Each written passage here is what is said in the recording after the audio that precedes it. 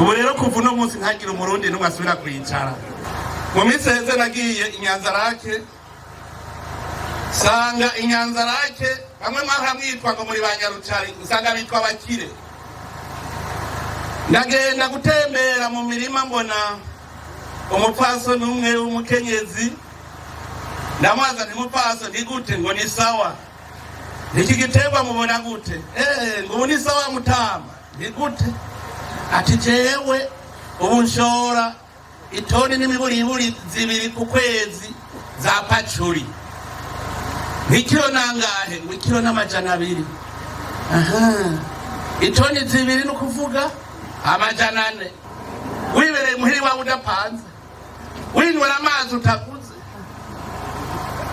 ukabusoroma munsi y'urugo uturengarenga udutunguru iteke agatoki usoroma hajya munsi y'urugo ugacuronka yandi mahera ku ruhande.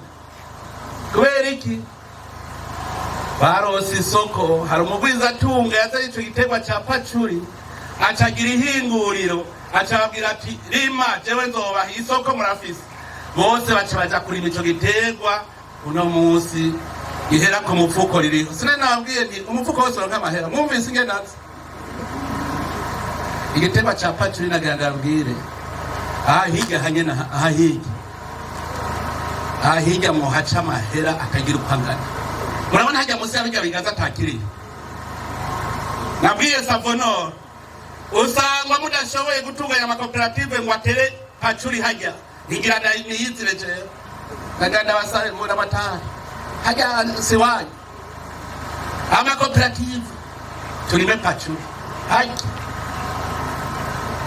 hajya murahakura amahera mvuga mu mufuko n'uzoronka amahera. Musigare rero mubaza muti none tuyashira haya amahera nayo mutagure kubaza. Apacuri iba ahantu munsi y'ibiti mu gitutu.